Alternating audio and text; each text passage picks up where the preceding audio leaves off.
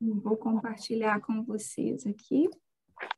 No nosso último encontro, deixa eu reduzir aqui. No nosso último encontro, filha, eu vou te pedir para você voltar no final, que a mamãe já começou a falar, aí você vê o César, tá bom? Sua amiga apareceu aqui, César.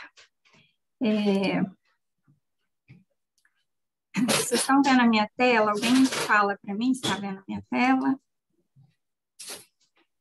Sim. Sim? Sim, está dando para ver. Eu passando aqui, vocês estão vendo? Eu passar os slides? Está. Beleza. Sim.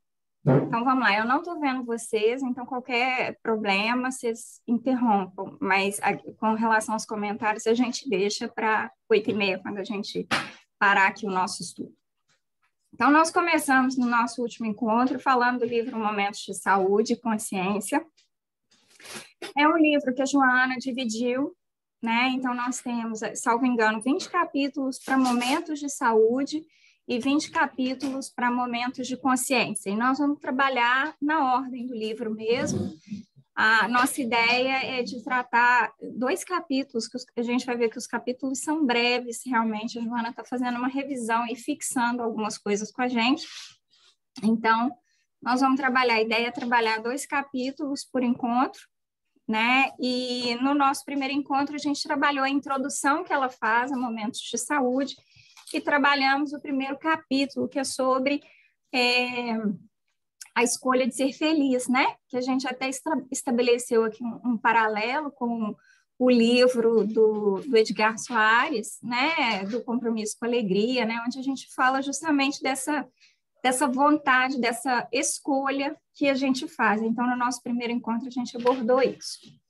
Então, só lembrando que a Joana fala para a gente, quando ela está falando sobre momentos de saúde, né? A introdução dessa parte do livro, eu botei aqui uma passagem que eu vou repetir para a gente em todos os nossos encontros. Jesus, em todo o Evangelho, exalta a harmonia moral e emocional da criatura perante a vida como fator essencial para a sua salvação. E ela explica para a gente que esse conceito de salvação é o estado de saúde integral. Vocês vão lembrar que em alguns estudos que a gente fez, quando a gente estava no Plenitude, né, falando sobre autocura, que a gente fala sobre o conceito de saúde, tudo, e nós vimos que um dos conceitos de saúde que a gente acha nas obras espíritas é justamente o de que a saúde integral é a nossa conexão perfeita com Deus, né? Então, por isso que a Joana traz esse conceito aqui para a gente.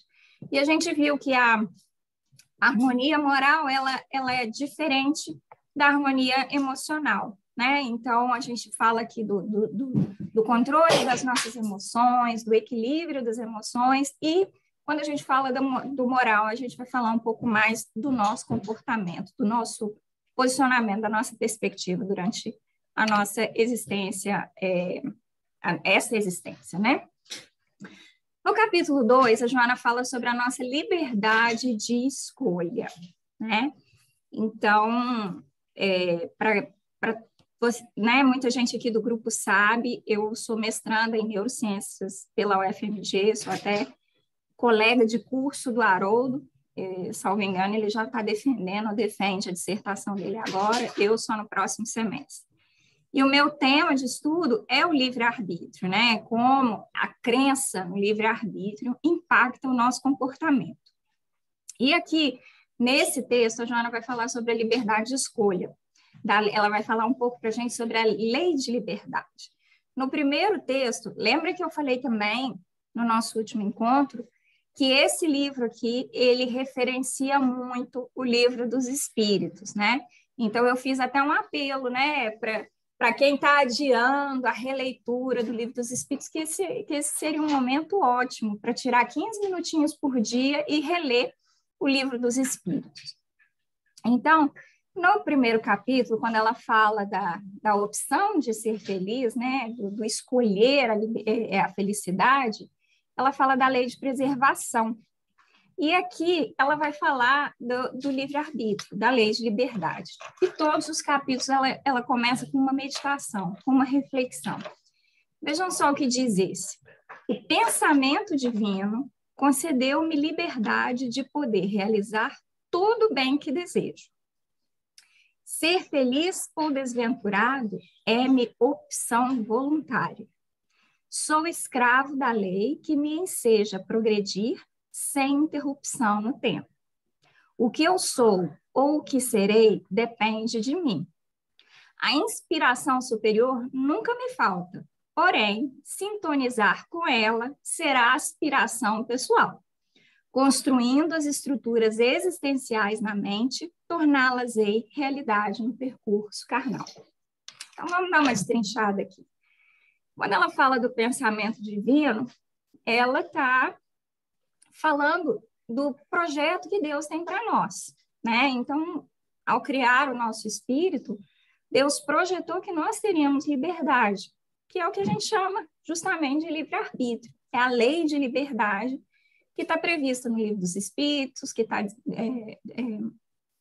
desdobrada no Evangelho. Então, essa liberdade Deus nos deu.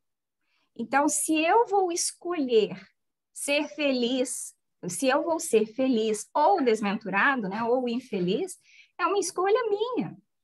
Então, a gente aqui, a Joana faz uma reflexão para a gente daquele convite que ela já fez lá atrás de abandonarmos o vitimismo.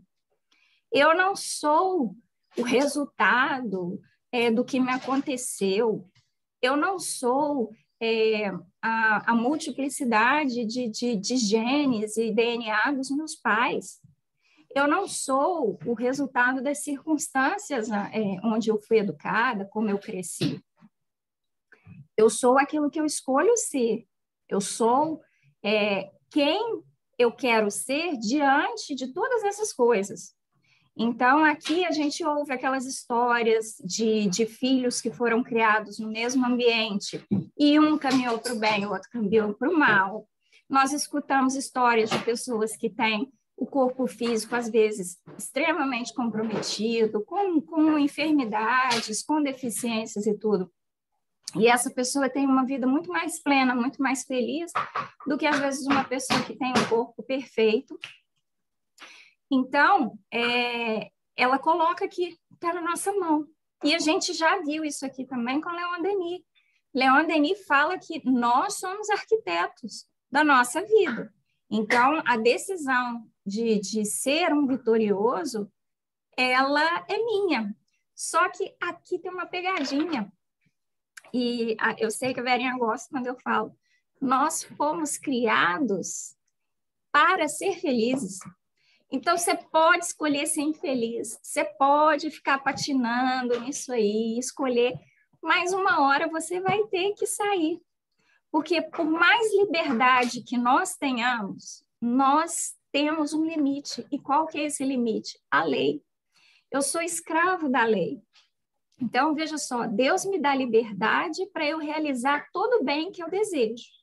Mas Ele me dá a mesma liberdade para eu realizar o mal que eu desejo também, com a pegadinha de que existe uma lei que rege isso, que é de causa e consequência. Então, eu sou responsável pelo bem que eu fiz ou pelo mal que eu causei.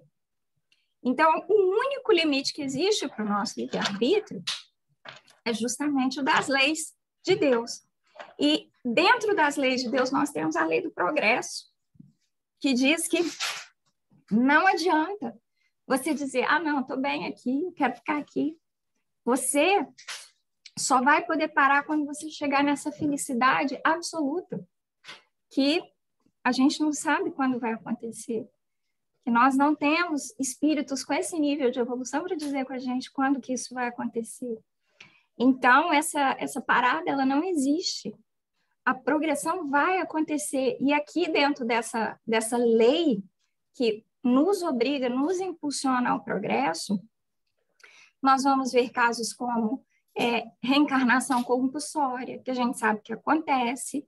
Nós vamos ver situações, por exemplo, na obra de André Luiz, onde a espiritualidade, né, os espíritos entre si, eles meio que negociam com a espiritualidade superior.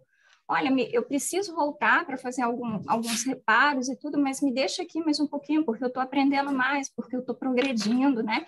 Então, há essa conversa, né? A gente vai ver todas essas situações e a gente vai ver que tudo aquilo que está planejado, tudo aquilo que veio a nos ocorrer nessa existência física, nada mais é do que oportunidades. Os nossos dias são cheios de oportunidades para o nosso progresso. E essa lei é tão benevolente, a lei divina é tão benevolente, que, aqui vem mais um graças a Deus, a gente não retroage, né? Então, assim, a gente para no tempo. Se você não quiser, você vai ficar ali até a espiritualidade falar, não, agora chega, vamos progredir. Mas voltar a gente não volta. Ainda bem, né? Porque se a gente fosse perder tudo aqui, aí estava danado. E aí ela fala, o que eu sou ou o que eu serei depende de mim.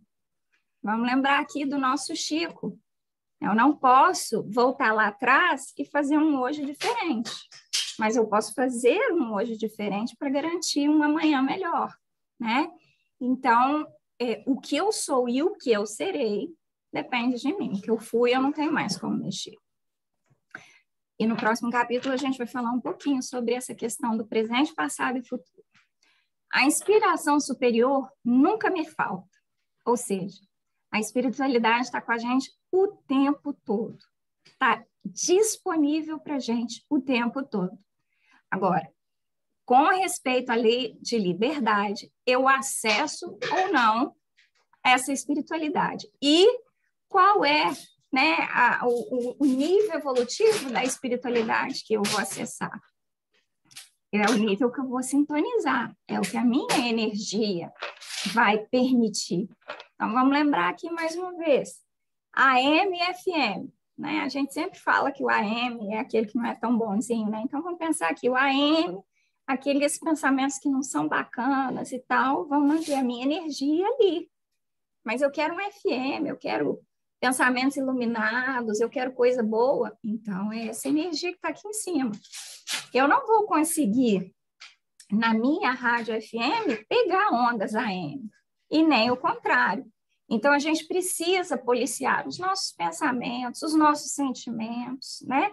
A gente precisa estar o tempo todo em constante vigilância e transformação para garantir que a espiritualidade com a qual eu vou entrar em contato é aquela espiritualidade que vai contribuir para o meu progresso. Lembra aqui também, gente, que o Livro dos Espíritos, no Livro dos Espíritos, Kardec pergunta, né, se a espiritualidade interfere no nosso pensamento. E a espiritualidade responde para ele, tanto que você não sabe onde você começa e onde você termina. E isso é para respeitar o que lá mesmo a espiritualidade explica, que a gente não sabe onde começa e onde termina para respeitar o nosso livre-arbítrio. Porque senão a gente ia começar a fazer coisas, por exemplo, que não devia, ia falar assim, não fui eu que fiz, não, eu fui inspirado, um espírito falou que era para eu fazer isso, né? Então, a gente não sabe. Então, isso é proposital para respeitar o nosso livre-arbítrio. Por quê? Porque lá no fundo, na nossa consciência, mais uma vez o Livro dos Espíritos nos diz que estão gravadas as leis de Deus.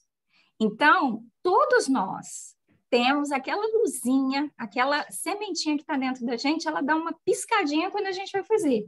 É aquela vozinha que fala para a gente assim, não, não, não, não. Mas a decisão final é sua, né? E aí ela diz, construindo as estruturas existenciais na mente, torná-las-ei realidade no percurso canal. Nós vimos, e aqui, como eu disse, essa obra é uma obra que ela faz bastante revisão de tudo que a gente já viu até agora.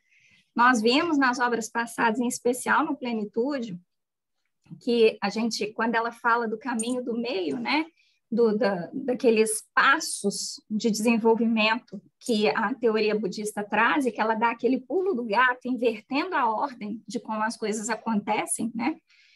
Então, lá mostra para gente que primeiro a gente tem que trabalhar a nossa crença, para depois trabalhar o nosso pensamento, para depois trabalhar nossas ações. Então, se eu acredito e confio em Deus, ou seja, se a minha crença está no lugar certo, os meus pensamentos vão estar necessariamente alinhados com aquilo. E aí, os meus pensamentos estando alinhados com Deus, as minhas ações também serão alinhadas com Deus. Então, é tudo uma coisa decorrência da outra, né? Então, quando eu crio no meu plano mental essa vida, essa existência, isso vai se tornando realidade, né? Então, a gente realmente cria a nossa existência, a gente constrói a nossa existência. E aí, nesse capítulo, a Joana fala para a gente algumas coisinhas aqui, que eu trouxe algumas referências. Ela fala da liberdade como lei da vida, que eu já falei, e ela fala para a gente, né? E eu acho tão gostoso que esse livro é um livro mais leve, apesar de fazer uma retrospectiva, de voltar o nosso foco até para a origem, né, da doutrina espírita, como no Livro dos Espíritos e tudo, origem doutrinária. Ela faz com muita delicadeza essa proposta. Então, ela não fala assim, porque nós temos queixas de estimação, porque nós fazemos chantagem emocional, porque nós negociamos afeto. Ela fala de pessoas, ela fala assim, a gente conhece alguém, né, que tem queixa de estimação, que é vítima da situação, né, que está sempre mal, que está sempre doente, que aí você fala assim, você quer resolver o problema? A pessoa quer e tal, mas você não vê a pessoa agindo para resolver o problema. Por quê? Porque ter aquela queixa de estimação coloca aquela pessoa num lugar que traz para ela, que supre nela uma carência que ela criou para si, né? A mesma coisa com a chantagem emocional. A gente conhece aquela pessoa que faz essa, né, essa chantagem emocional, né, do tipo, se você não almoçar, você não vai ver o César hoje à noite, né? Tô brincando. Mas existe aquela chantagem emocional que realmente vai fundo no afeto da pessoa, vai fundo na responsabilidade do outro, no posicionamento das culpas, que é outra coisa que a Joana já pediu para a gente há muito tempo para cortar do nosso dicionário. E ela fala da negociação do afeto, né? E hoje a gente vive num momento crítico da negociação de afeto, né? Onde as pessoas realmente buscam comprar afeto, né? Eu acho assim que o meu livro favorito no mundo assim, né, é o livro O Pequeno Príncipe. E lá ele fala que quando você chega para os seus, quando a criança chega para os pais e fala, eu tenho um amigo novo, que os pais não perguntam qual que é o cheiro dele, né? Como que é, assim, o que ele gosta e tal, que os pais perguntam números, qual a idade dele, né? Em que série que ele estuda, né? E tudo. Então, assim, e hoje é ainda mais grave, né? Então, hoje a gente não identifica mais as pessoas. Eu falo que eu nunca achei que a gente ia sentir saudade da época em que a gente era filho de alguém. Você é filho de quem, né? Então, hoje, você é quem? Eu sou o diretor de tal lugar, eu sou o dono de tal coisa, eu sou o gerente de tal coisa, eu sou o morador de tal prédio, né? Então, assim, hoje as nossas referências estão no material, né? E a gente aqui, né, eu acredito que todo mundo nesse grupo, a gente rema contra a maré, né? A gente quer ser, eu sou a filha da Conceição, eu sou a mãe da Raquel, eu sou a amiga do César, o que é um grupo muito seleto, tá, gente? Por isso que eu faço referência. E aí a Joana nos diz, ninguém se sente bem ao lado de criaturas que elegem o infortúnio como falsa solução para seus conflitos existenciais. Gente, você aguenta até certo ponto aquela pessoa que está todo dia reclamando, que está todo dia falando que está ruim, que tá, sabe? A gente sente essas pessoas pesadas. E chega uma hora que a gente não aguenta, né? E à medida que o seu dia, que as suas decisões, que a sua perspectiva vai ficando uma perspectiva mais leve, essa pessoa vai ficando mais pesada, até porque a sua leveza vai incomodá-la, ela vai tentar combater isso. A gente já viu isso no capítulo anterior, que quando a gente faz a escolha de ser feliz, que isso vai atrair simpatizantes, mas vai atrair opositores, pessoas que vão querer convencer a gente do contrário. Então, ela fala, olha, ninguém se sente bem, e realmente. E aí a gente tem que olhar para essa pessoa, mais um exercício que ela propôs para a gente no estudo no Plenitude, de troca de lugares, de se colocar no lugar do outro e enxergar essa pessoa que faz isso como uma pessoa que está enferma, como uma pessoa que está doente. Por isso que eu sempre digo que o ato de escutar é um ato de caridade. Gente, não é legal eu pegar um telefone e ligar para aquela minha amiga que fica sempre reclamando que o clima está ruim, que a doença não melhora, que o mundo está acabando. Não, mas ligar e escutá-la é um ato de caridade. Ela precisa falar, ela precisa sentir ouvida, né? E ela está doente, por isso que ela vê o mundo dessa perspectiva. Eu tento, quando tenho a oportunidade, de deixar ali gotas dessa alegria que eu optei, com a qual eu me comprometi, e mostrar para ela que existe uma outra perspectiva.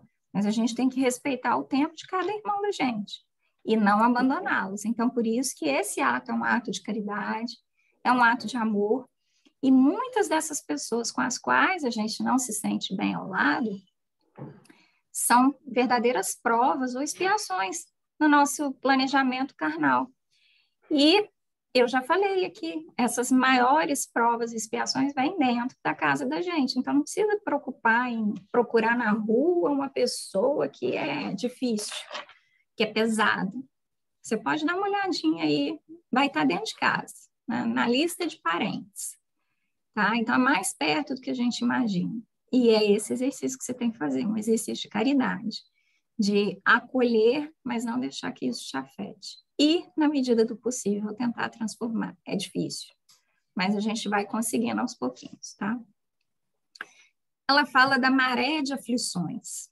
Então, ela fala que a gente vai sentindo, se a gente se entrega às dificuldades, se a gente põe a nossa perspectiva na dificuldade, a gente vai sentir que, assim, as coisas vêm em ondas, realmente. E quantas vezes a gente vê as pessoas dizendo assim, nossa, parece que agora está tudo dando errado, nossa, parece que está tudo dando certo, né? A gente acredita nessas ondas. Só que ela diz que quando você segue num rumo de liberdade, entendendo o processo, com seu compromisso lá em ser alegre, em ser feliz, você não vai ver isso como uma maré, você vai ver isso como eventos salpicados na sua vida. E aí ela fala, hoje a gente tem uma oportunidade de reparar o ontem, mas a gente também está construindo amanhã, a passagem do Chico que a gente falou mais cedo, né? E o Leon Denis usa essa expressão, nós somos arquitetos do nosso futuro, né?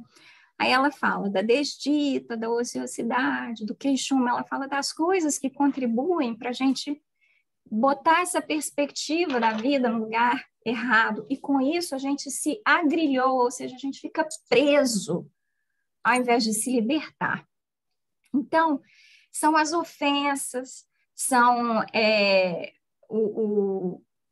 como é que eu diria que aquela ociosidade inútil que não está agregando em nada, porque existe uma ociosidade que é saudável, que é aquela ociosidade que você gasta com reflexão, com construção na sua mente. E existe o queixume, que é esse ficar reclamando, né? Chamando para si de novo essas coisas ruins. Então, isso nos agrilhoa, isso nos aprisiona, porque a partir do momento que vem uma ofensa e eu me apego a essa ofensa, eu estou presa. Eu estou presa à ofensa, eu estou presa ao ofensor, né? À medida que eu pego aquele tempo de ociosidade e transformo nele num tempo inútil, onde eu gasto com coisas que não vão contribuir para a minha formação, seja programas de TV, livro. Gente, eu não estou falando aqui que a gente só tem que ver coisa espírita e tal, não. Mas a gente precisa avaliar o que isso está contribuindo para mim. Eu estou assistindo um filme muito ruim, mas assim, eu fico leve, eu dou gargalhada, eu me divirto, eu saio da realidade. Tudo bem, agora, se isso se tornar uma constante, aquilo ali já tem alguma coisa por trás. Então, vamos ver o que que é, né? Então, essa ociosidade, eu não posso me tornar refém dela. O costume de reclamar, né? Se eu ficar reclamando das coisas, eu vou me aprisionar a elas. E ela diz, gente, o nosso destino é infinito. Nós não temos limite temporal ou geográfico, físico, né? Esse corpo aqui, que a Karina, né, está usando nessa encarnação, esse corpo tem. Ele tem limite de tempo e ele tem limite de espaço, né? Mas o espírito da Karina não tem. E é isso que a gente precisa ficar, assim, como diz, né, o pessoal fala, tomar posse, é isso que eu preciso colocar dentro de mim, essa consciência de que o meu espírito, né, eu, Karina, não tenho limite. E aí ela fala que existem coisas, comportamentos que nos atrasam, né, como, por exemplo, desvalorizar-se, desmerecer-se, né? Então, existe aquela falsa modéstia, não, que isso, bobagem, que você fala da boca para fora, porque na realidade o seu ego está sendo super massageado com o elogio que você recebe, e existem aqueles outros conflitos que estão na sua mente que fazem com que você realmente acredite que você não tem esse valor, ou que você não merece aquele elogio. Quando a gente se coloca numa relação tóxica, né, que é o termo do momento, seja no trabalho, seja num relacionamento amoroso, seja numa amizade, quando a gente se coloca, se sujeita a uma relação tóxica, qualquer que seja a desculpa que a pessoa use, eu não posso sair do trabalho porque eu tenho que alimentar meus filhos, eu não posso terminar o casamento porque eu tenho filhos, eu não posso terminar com essa amizade porque... Qualquer que seja a desculpa que você use. Quando você se sujeita a um relacionamento tóxico, você está subestimando o seu valor. E isso é uma coisa que contribui para o seu atraso. Então, a gente tem que se apropriar daquilo que a gente é hoje. Porque o que eu sou hoje foi trabalho de muitas encarnações que o meu espírito, né, que eu venho fazendo para poder o meu espírito chegar no nível que ele está hoje. Então, eu preciso apreciar. Então, eu tenho muita facilidade com tal coisa. A gente costuma chamar de dons, que a gente sabe que é o conhecimento que foi acumulado ao longo de encarnações. Então, quando alguém me elogiar por aquele dom, eu tenho que aceitar aquele elogio, eu preciso aceitar aquele elogio, eu mereço aceitar aquele elogio. E esse trabalho que a gente vem fazendo nesse grupo, né, esse trabalho de autocura, de autoconhecimento, ele perpassa por esse momento o tempo todo. A Joana mesmo fala para a gente comemorar as nossas vitórias. E eu quero mostrar para vocês que isso não é uma exclusividade da Joana. O Edgar, no livro dele, ele fala para a gente, no Compromisso com a Alegria, valorize do primeiro ao último passo, cada um a seu tempo. Dê parabéns a si mesmo. Sinta-se satisfeito pela utilização de seus recursos próprios. Então, não é uma exclusividade de Joana virar e falar assim, Karina, parabéns, hoje você se comportou direitinho, hoje você não brigou com ninguém no trânsito, hoje você teve paciência com aquele seu parente difícil. Cada conquista merece o reconhecimento. Isso não quer dizer que eu vou me tornar relapse e amanhã eu vou fazer, não. Porque se amanhã eu fizer o contrário, eu ganho, Karina, você não devia ter feito assim. Vamos assumir o compromisso de fazer diferente? Vamos tentar de novo? Porque também eu não vou me maltratar. Então, a Joana já vem propondo, né, esse exercício de auto-amor. E a gente tem que se tratar como a gente trataria uma pessoa, um ente querido, né? Envolver-se com o programa divino. Então, gente, olha, qual é o programa divino? Vamos parar aqui, fica a proposta para esse momento de reflexão. Vamos parar para apreciar o mundo, apreciar o universo, apreciar as plantas, apreciar as crianças, apreciar a vida e conseguir entender aí qual que é o plano divino, qual que é o programa dele, criar aquele espírito para que ele se desenvolva, se desabroche ao longo de várias existências. Então, vamos pensar, e como que está isso? Como que isso está acontecendo? E aqui vem a reflexão que ela propõe, né? Ao longo da obra dela, a gente já conversou sobre o estoicismo, aquela a escola filosófica que vai surgir na Grécia, vai atravessar para Roma, e que hoje está ganhando muita ênfase novamente. Vamos lembrar que é uma escola filosófica que tem um cunho moral muito forte. E eles têm algumas, vamos dizer assim, uma organização peculiar, né? Então, eles se orientam por algumas balizas. A primeira delas, das balizas, é que existe uma lei natural que rege o universo. Então, eles não falam propriamente de Deus ou coisa parecida, então a gente não entra nesse nível de crença dos filósofos estoicos, mas eles reconheciam que existia uma lei que rege o universo e que essa lei era justa. Então, as coisas acontecem como elas devem acontecer. E aí, a segunda parte, eles dizem, vamos separar o mundo, né, em duas categorias. As coisas que eu posso controlar e as coisas sobre as quais eu não tenho controle. Eu não tenho controle sobre o meu nascimento e eu não tenho controle sobre a minha morte. Então, eu não vou me preocupar com isso aqui. Então, eu vou preocupar com o quê? Eu tenho controle sobre a minha vida, sobre como eu a vivo, sobre como eu vou passar nesse intervalo entre o nascimento e a morte. Então, é disso que eu vou cuidar. E aí eles dizem, aquilo que você tem controle, você vai fazer o melhor que você pode, né? Então, é justamente essa a proposta. E aí a Joana fala para a gente, faz uma avaliação honesta da tua existência, sem consciência de culpa. Eu fiz isso, eu fiz aquilo, sem consciência de culpa, sem pieguismo desculpista, não fiz, não fui por causa disso, por causa daquilo, sem coerção de qualquer natureza, eu tenho que, vamos esquecer essas palavras, e logo depois, desperta para o que deves produzir de bom, de útil, de construtivo, empenhando-te na realização da tua liberdade de ser feliz. Então, vamos lembrar aqui o que Santo Agostinho fala para a gente na pergunta 919.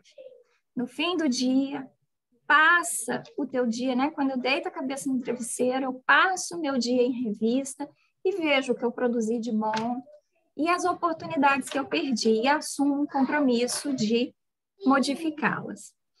Então, é isso aqui que ela está falando para a gente fazer. Vamos pegar a nossa existência, que isso vai acontecer, encarnados ou desencarnados, que a gente sabe que quando a gente desencarna, vem lá a televisãozinha para a gente assistir, né? Então, vamos botar aqui a televisãozinha, vamos olhar o que aconteceu nessa minha existência, e aí vamos pensar, olha, aqui eu errei, aqui eu acertei, aqui eu não fiz e devia ter feito. E o que ela está falando, olha, não é para você ter consciência de culpa, não é para você ficar se desculpando, e não é para você dizer que você tem que se forçar a nada. É só para você ver até onde você já caminhou e o que mais você pode caminhar, reconhecendo o que há de bom em você. Gente, nós somos criados em imagem e semelhança de Deus. Em mim tem que ter 100% de bondade, não é possível, né? E nesse capítulo, o tempo todo, ela fala que a nossa existência tem que fazer uma diferença no mundo. Lembrando aqui que Madre Teresa falava, né? Dizem que eu sou somente uma gota no oceano, mas esse oceano seria um pouquinho menor se não tivesse eu. Então, a sua presença tem que ser aquela presença que não traz chantagem emocional, não negocia afeto, que não é pesado. Você tem que ser aquela pessoa que entra e sai da presença dos outros de maneira leve. Que ninguém pense, nossa, hoje eu vou lá naquela festa da família, eu vou encontrar fulano. Ou então, hoje eu tenho aquele encontro. Nossa, lá vem fulano. Você não pode ser essa pessoa. Você tem que ser aquela pessoa que as pessoas querem perto, ou que, no mínimo, você passe ali e deixa um perfume de flores e siga a sua caminhada. Se a pessoa não aproveitou, o problema é dela. E aí eu trago mais uma frase aqui, que quando eu li essa questão da gente fazer a nossa existência, uma existência mais significativa, eu lembrei do imperador Cícero, que dizia, certifica-te de que és fator de soma na vida das pessoas de quem participa. Isso aqui tem tudo a ver com muita coisa que a gente já viu, inclusive as 3 peneiras, né, de Sócrates, sobre o que a gente deve falar. O que você vai falar é verdade, é bom, é útil, senão não fala. Então, quando eu abrir a minha boca para dizer alguma coisa, tem que ser alguma coisa que agrega, tem que ser alguma coisa que seja verdadeira. Aqui não é ou não, tá, gente? É e. Tem que ser alguma coisa que seja verdadeira, que seja útil e que seja boa. Porque se não for essas 3 coisas, o melhor que eu dou, né, para as pessoas que estão na minha presença é meu silêncio. Então, a gente tem que tomar muito cuidado, porque isso aqui não se aplica só ao que a gente diz, se aplica às nossas ações, àquilo que a gente faz. O que eu estou fazendo é verdadeiro, é útil, é bom, né? Vai contribuir com a vida das pessoas. Então, seguindo aqui para o capítulo seguinte, ela vai chamar esse capítulo de fenômenos renovadores. Então, fenômenos, a gente sempre imagina a palavra fenômeno como um evento fora do normal. Mas o fenômeno, ele é um evento. Então, esse evento pode ser um evento dentro do normal, esperado, como ele pode ser realmente um evento fora do normal. E ele é renovador, porque ele pega aquela coisa e faz ela nova de novo. Nós vamos lembrar que o evangelho, né, de Jesus é um evangelho de renovação. Ele pega o homem velho e faz o homem velho novo de novo, né? Começando com mais uma reflexão. A Joana coloca para a gente. Então, vocês viram que no anterior foi o pensamento divino. Agora é a presença divina. A presença divina apoia-me nos processos de crescimento e renovação. Cada momento constitui-me oportunidade nova para avançar ou para corrigir os erros. As transformações que a vida opera são fases de desenvolvimento. A poda renova, a dor desperta, a provação educa, a alteração de comportamento propõe esforço. Estou fadado à felicidade que lograrei mediante renovação e luta, pois que sou filho de Deus. Vamos destrinchar mais essa passagem. A presença divina apoia-me. Gente, não é só uma sensação, não é só o pensamento, é a presença divina. A gente não pode ter dúvidas de que em todos os nossos processos, que são processos de crescimento, todos os nossos processos nós estamos apoiados. Alguém tem dúvida de que está aqui hoje porque teve suporte da espiritualidade para estar aqui hoje, para participar desse encontro, para a internet estar funcionando, para ter esse momento, né? Então, não é um apoio, não, ele existe, ele é presente, ele é real. Então, sempre que a gente está fazendo alguma coisa para o nosso, né, o nosso crescimento, Deus envia os mensageiros, a espiritualidade, os guias, os mentores, os irmãos que vão nos apoiar, que vão estar aqui do nosso lado, realmente segurando o nosso corpo físico firme para estar aqui, segurando a nossa internet funcionando.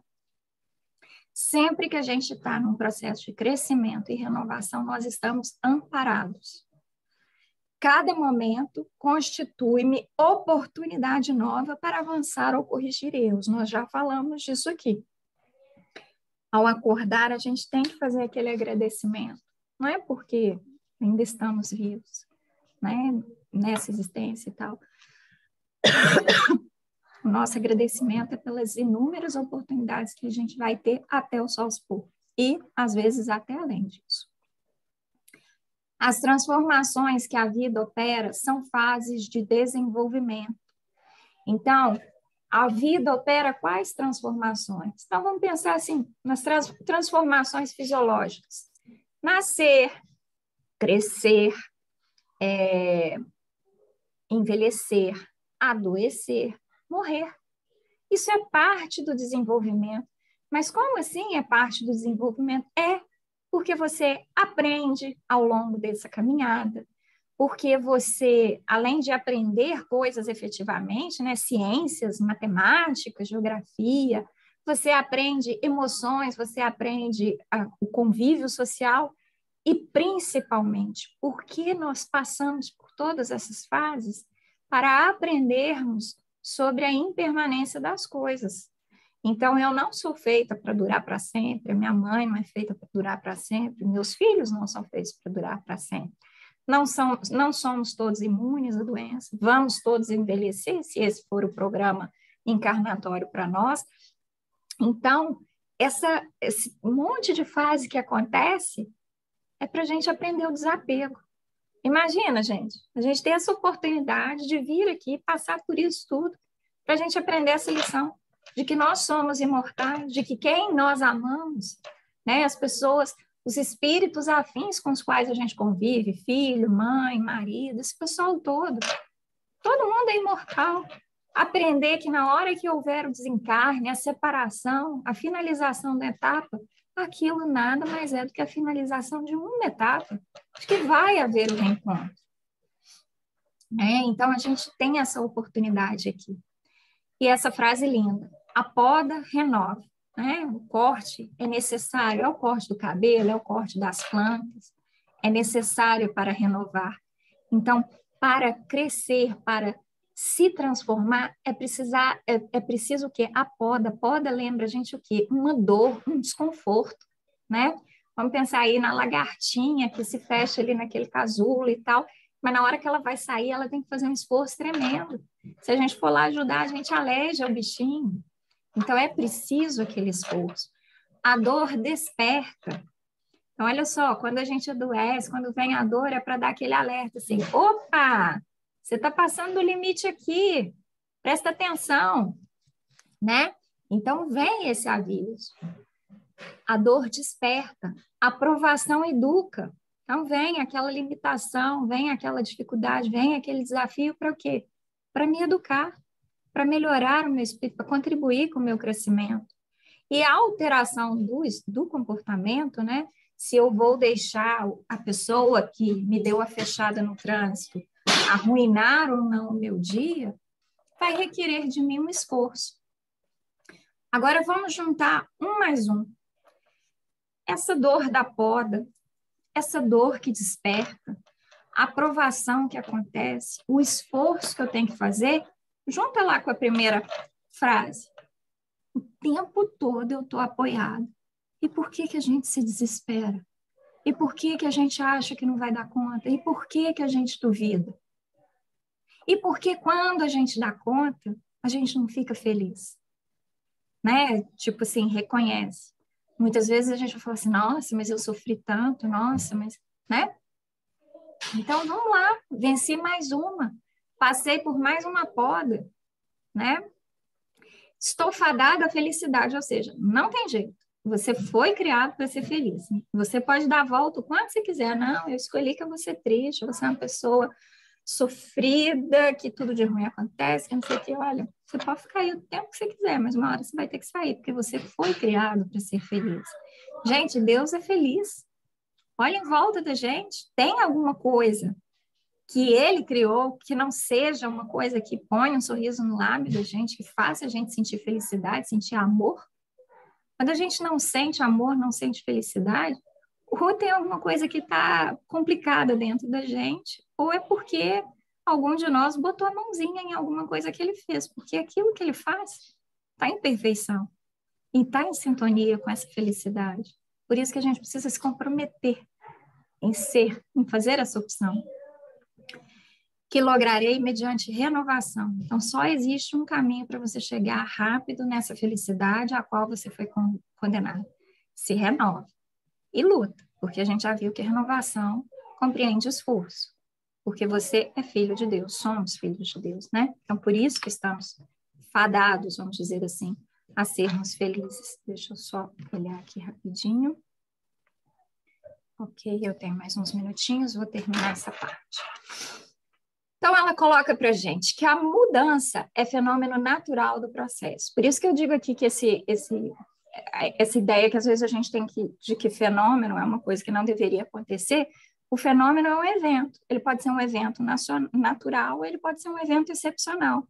E que essas mudanças que acontecem no nosso processo, elas são todas naturais. Então, mas depois, né? Então, vamos dizer aqui das experiências que a gente já compartilhou aqui, sem dar nomes. Depois que eu comecei a me dedicar mais à casa espírita, algumas coisas, ou algumas pessoas, ou depois que eu me dediquei mais ao meu autoconhecimento, algumas pessoas, algumas coisas foram afastadas de mim. Por que essas coisas foram afastadas de você? Isso é uma mudança natural. Porque hoje você não aceita mais um relacionamento tóxico, você consegue entender que seu lugar não é ali, que você não foi criado para esse tipo de relacionamento. Porque hoje você não acha que juntar milhões seja a sua prioridade. Então, à medida que a gente passa pelo processo de renovação, que os nossos valores mudam, tudo que vai decorrer disso aí é natural que aconteça. A falta de renovação leva para um lugar, morte. Então, se a borboleta, se a lagartinha se recusar a virar borboleta, ela vai morrer. Não tem outro caminho. Não existe repouso. Esse não existe repouso eu achei tão legal, porque ela quer dizer o seguinte: o tempo todo tudo está mudando. Então, até quando você olha uma situação e fala, tá paradinho, não tá paradinho, as coisas estão mudando. Isso aqui está totalmente relacionado com a ideia de tempo que Einstein trouxe para a gente e com a física quântica. Então, a gente já viu na física quântica que a minha mão, ela não sai daqui e vai para cá.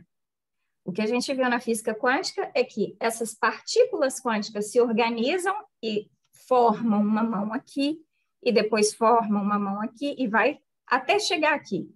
Mas quando você olha para cá e você vê a minha mão em estado de repouso, você não está vendo os bilhões, zilhões, trilhões de partículas que estão aqui vibrando para manter essa mão aqui.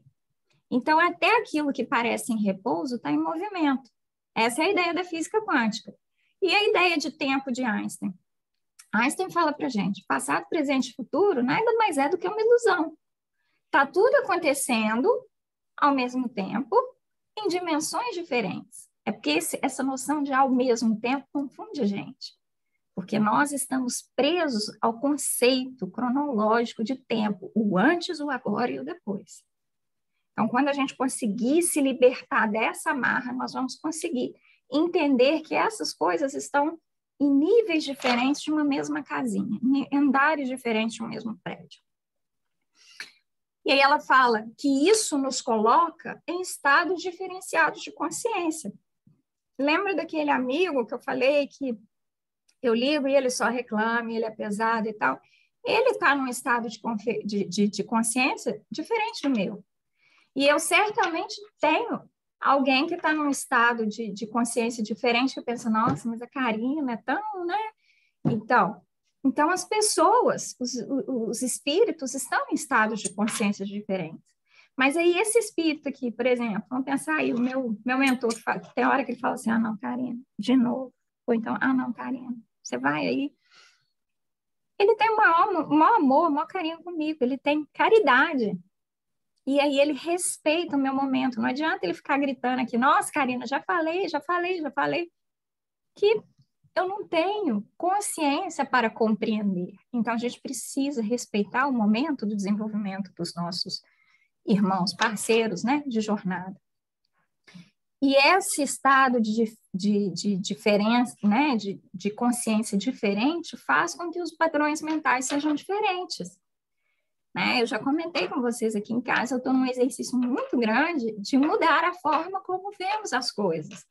Porque há uma tendência, né, de tá tudo ruim, não, vem mais uma dificuldade, quando na realidade está tudo muito bom, está tudo muito abençoado, está tudo muito... Só que o padrão mental é diferente do meu. A filosofia existencial é diferente da minha. Eu, por exemplo, entendo que a minha existência é cheia de significado. Eu não questiono Deus. Por que que eu estou aqui? Por que que eu estou aqui ainda? Por que que eu já estou aqui? Por que que isso é assim? Eu não questiono. Eu sei, eu tenho tanta convicção de que a minha existência é cheia de significado que eu vivo a minha vida conforme eu vivo por causa disso. Agora, uma pessoa que não consegue entender o significado da própria existência ou que tem uma filosofia de vida diferente, ela não... Assim como a gente vê, né, aquelas pessoas que acreditam que a morte do corpo realmente põe fim à existência do ser. Então, para essa pessoa, a filosofia de vida dela vai ser diferente da nossa. Eu não consigo imaginar como que seria a minha vida se eu não tivesse a certeza que eu tenho da permanência do ser, né? A realidade espiritual, que ela vem, a realidade espiritual se expressa nas nossas atitudes. Então, lembra daquela ordem. Primeiro aquilo que eu acredito, depois aquilo que eu penso, e aquilo vai se tornar meus atos, né? O Gandhi tem uma frase aí famosa que diz mais ou menos de que, né, vigia o teu pensamento, porque teu pensamento vai virar suas atitudes, tua atitude vai virar seus hábitos, né? Então, ele fala para a gente, ele faz essa mesma retrospectiva aqui que a Joana colocou aqui para a gente. A alteração do padrão mental, que a gente já viu, vou sintonizar AM ou FM? Por que que às vezes a gente acha que a gente não tem afinidade com um parente, com um amigo, né? Uma pessoa que, um colega de trabalho? Porque estamos em padrões mentais diferentes. E o meu padrão mental, ele constrói a minha realidade objetiva. Então, se eu entro aqui e olho e digo, ó, essa parede aqui está muito poluída, porque a parede está suja, tem um monte de coisa pregada aqui, isso é uma parede que cansa a vista, porque tem muita informação e tal. A outra pessoa que tem um padrão mental diferente, ela olha essa realidade objetiva aqui e diz, nossa, essa parede tem tanto amor, tem fotos de pessoas que se amam, tem bilhetinhos que foram deixados com amor, tem coisas que são sem valor, né, material, não tem como. Então, isso é a mesma coisa acontece quando a gente está no mesmo ambiente de trabalho ou numa mesma casa. Se o seu padrão mental é um padrão mental positivo, feliz, aquele ambiente ali para você é perfeito. Mas para aquela pessoa que não, que tem um padrão mental ruim, aquilo ali não vai estar. Nesse capítulo, Joana pede a gente para focar no hoje. O que é o seu hoje? O que você fez até aqui para estar vivendo esse hoje? E o que você vai fazer de diferente para viver um novo amanhã? Lei de renovação. Então, somos arquitetos do nosso futuro. A palavra, aqui não é nem a palavra de ordem, né? Vamos respeitar já que falar. O sufixo de ordem aqui é o ré, mas é o ré bom. É o refazer, o renovar, o reprogramar, o redirecionar, o reconstruir e o revisar. E o que tem de importante aqui? Eu vou chamar atenção para o reprogramar, porque a Joana, nesse capítulo, ela chama a nossa atenção para isso. Nós temos que ter capacidade de adaptação, de resignação, de flexibilidade. Acho que foi a Jaque que falou para a gente da lei da água. A gente tem que ser capaz de ser fluido, se moldar às condições. A gente não pode pegar, fazer um planejamento e falar assim, vai ser assim. Porque aí quando a coisa sai do programado, a gente fica nervoso, a gente fica estressado, a gente fica infeliz. Então, o tempo todo nós precisamos ajustar, né, o leme, corrigir a rota, reprogramar o caminho. Mas essa análise de renovação, de refazimento, de reprogramação, ela tem que ser uma análise feita com tranquilidade. Lembra que no capítulo passado a Joana fala, sem culpa, sem desculpa e sem obrigação. Então, ela tem que ser feita com amor, considerando sempre as nossas possibilidades atuais. Então, não é, né? Às vezes a gente fala assim, eu podia tanto ter sido uma mãe melhor para os meus filhos. Espera aí, nas condições que eu tinha naquela época, com o que eu sabia, Eu fui o que eu podia ser? Fui. Então, acabou. Encerro o assunto. As condições eram aquelas. As possibilidades estavam conforme as condições e eu as explorei. E hoje? Então, não vamos aqui imaginar aquilo ou programar aquilo que as circunstâncias não me possibilitam fazer. Ela fala sobre o tempo do outro, que eu já fiz referência lá atrás, quando eu falei dos estados de consciência diferenciados, que a gente tem que saber respeitar. Nós falamos da libertação do apego, que vem com esse processo de mudança, que ele acontece para nos educar com relação à aceitação da impermanência, impermanência das pessoas, impermanência das relações, impermanência das coisas. Tudo o que é material ou decorre do material tem prazo de validade. Então, não adianta a gente se comportar quando uma coisa quebra, ou é roubada, ou quando alguém morre, a gente se comportar como se fosse o fim do mundo. Não tem nada que não seja natural nesse evento, né? Sem retentivas com a retaguarda, ou seja, sem ficar voltando no passado. Ela bate o pé para a gente ver o hoje. Quem fica voltando no passado e remoendo o passado e tal, está alimentando a depressão. E quem se preocupa, né, fica ansioso com relação ao futuro, essa ansiedade aqui não é uma ansiedade que motiva, é aquela ansiedade que tira o sono, é aquela ansiedade, será que eu vou conseguir? Será que eu vou ter? Será que eu vou fazer? Então, essa ansiedade adoece, é aquela ansiedade doença, né?